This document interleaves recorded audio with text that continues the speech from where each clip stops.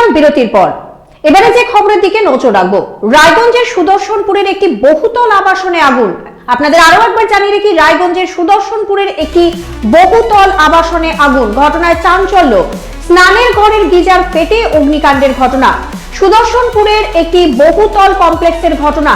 রায়গঞ্জ দমকলের একটি ইঞ্জিন ঘটনাস্থলে পৌঁছে আগুন নিয়ন্ত্রণে আনে। আপনাদের আরো একবার জানিয়ে রাখি, রায়গঞ্জের সুদর্শনপুরের একটি বহুতল আবাসনে আগুন, ঘটনায় চাঞ্চল্য। স্নানের ঘরের গিজার ফেটেই কিন্তু এই অগ্নিকাণ্ডের ঘটনা বলে জানা যাচ্ছে। সুদর্শনপুরের একটি বহুতল কমপ্লেক্সের ঘটনা। রায়গঞ্জের দমকলের একটি ইঞ্জিন ঘটনাস্থলে পৌঁছে কিন্তু পরবর্তীতে আগুন নিয়ন্ত্রণে আনে। ওই আবাসনে অগ্নি নির্বাপন কোনো ব্যবস্থা নেই বলে অভিযোগ আবাসিকদের। আপনাদের আরো একবার জানিয়ে রাখি, রায়গঞ্জের সুদর্শনপুরের একটি বহুতল আবাসনে আগুন, ঘটনায় চাঞ্চল্য। ওই আবাসনে অগ্নি নির্বাপনের কোনো রকম ব্যবস্থা নেই বলে অভিযোগ বাসিন্দাদের। প্রয়োজনীয় পদক্ষেপ গ্রহণের আশ্বাস দমকল বাহিনীর। আপনাদের আরো একবার জানিয়ে রাখি, রায়গঞ্জের সুদর্শনপুরের একটি বহুতল কমপ্লেক্সে এই ঘটনা, অগ্নিকাণ্ডের ঘটনা, ঘটনায় চাঞ্চল্য। স্নানের ঘরের গিজার ফেটেই কিন্তু অগ্নিকাণ্ডের ঘটনা বলে জানা যাচ্ছে।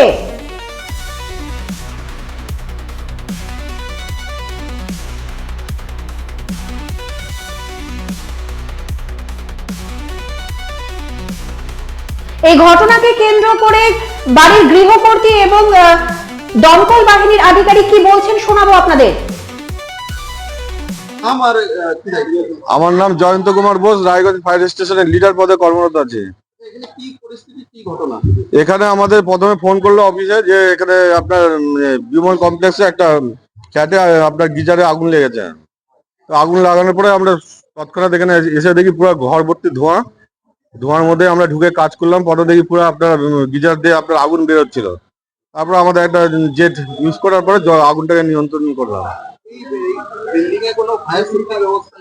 না, যেখানে জলের কোনো ব্যবস্থা নেই। যে এখানে যে প্রত্যেকটা অন্যান্য ফ্ল্যাটে আমরা দেখি যে ফায়ারের সিস্টেম করা থাকে, এই ফ্ল্যাটে সেই সিস্টেম নেই।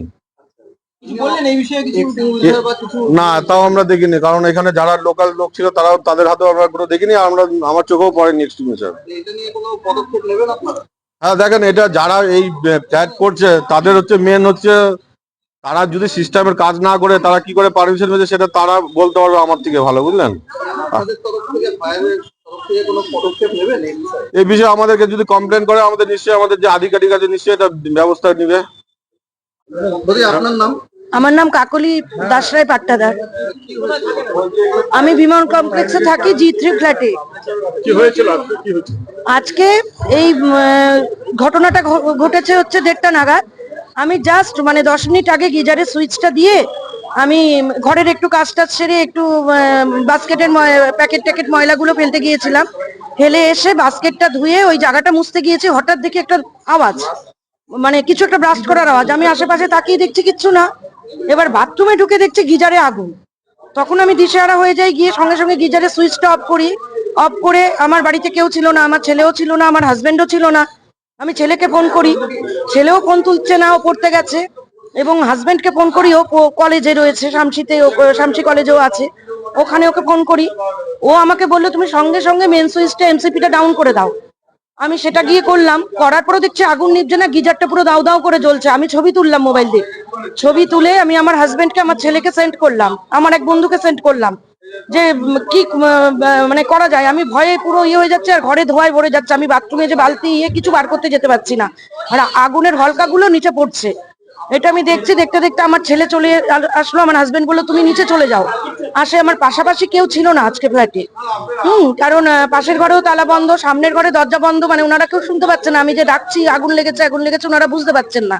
ঠান্ডার দিন তো। এবার আমার হাজবেন্ড বললো তুমি নিচে গিয়ে কেয়ারটেকারকে শিগগিরই ডেকে নিয়ে আসো। তা ছেলেই সেটা করলো, ও আমাকে বাইরে নিয়ে আসলো। পুরো দাউ দাউ করে আগুন জ্বলছিল। তারপরে ফ্ল্যাটের লোক, ইয়েরা সব প্রতিবেশীরা যারা যে কজন ছিলেন, সামনের ফ্ল্যাটের, পাশের বাড়ির, কৌশিক দ্বারা, মুক্তি লাইব্রেরির, ওনারা সবাই ছিলাম। যে জানিস তো আমার ভীষণ ভয় করে। কিছুদিন আগে আমার গ্যাস সিলিন্ডারে এরকম হয়েছিল। এবং বৌদি এরকম যদি চলে, আমি মোটামুটি এটা সারিয়ে দিয়ে গেলাম, সুইচ ভালো, ওই বোর্ডটাকে চেঞ্জ করতে হবে। তা বেশি দিন না, এই 1 মাসও হয়নি ঘটনাটা ঘটেছে। আমরা তার মাঝে কলকাতা গেলাম, এসে করাবো কাজগুলো ভেবেছি, তার মধ্যে যে এরকম একটা ঘটনা ঘটে যাবে আমি ভাবতে পারছি না। আমার এখনো আমি কাঁপছি। ফায়ার ব্রিগেডের ইয়েটা নেই। আপনারা জানাবেন কমপ্লেন করবেন। না, এটা প্রমোটারকে আমাদের জানানো হয়েছিল, জানার পরে উনি তো বলেছিলেন এটার ব্যবস্থা করবেন। এটা সম্পর্কে যারা দায়িত্বে আছে ওনারা ভালো বলতে পারবেন। ওনারা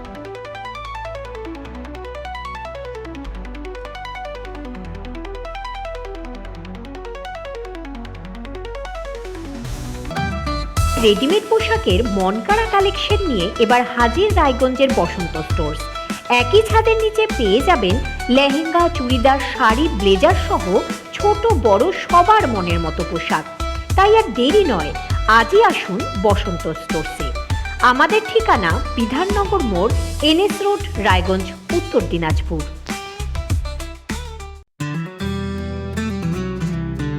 গ্রসারি থেকে কসমেটিক্স,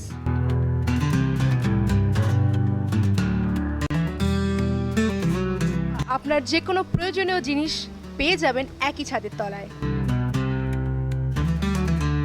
আমাদের ঠিকানা LIC মোড়, রায়গঞ্জ, উত্তর দিনাজপুর।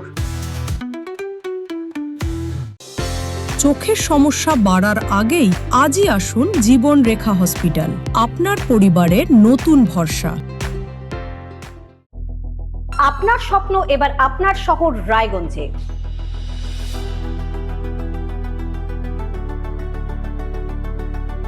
এবারে শক্তিশালী পালসার N160 আপনাদের স্বপ্ন পূরণের জন্য প্রস্তুত। সবচেয়ে কম দামে এবং আকর্ষণীয় ছাড়ে পেয়ে যাবেন আপনার স্বপ্নের বাইকটি। মাত্র 5,999 টাকা ডাউন পেমেন্টে করুন আপনার স্বপ্ন পূরণ। এছাড়াও থাকছে 6,000 টাকা পর্যন্ত ডিসকাউন্ট এবং 10 বছরের ওয়ারেন্টি ও 2 বছর ফ্রি সার্ভিসের সুবিধা। সাথে থাকছে আরও অতিরিক্ত সেভিংসের সুযোগ। তাই আজই আসুন বাজাজ হুইলসে। আমাদের ঠিকানা পূর্ব অশোকপল্লী, পুরনো জাতীয় সড়কের পাশে, রায়গঞ্জ, উত্তর দিনাজপুর।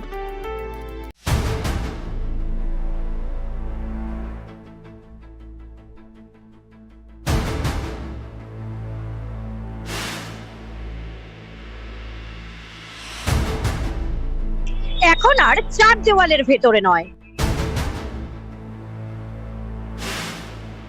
এবার সরাসরি আপনার মুখোমুখি।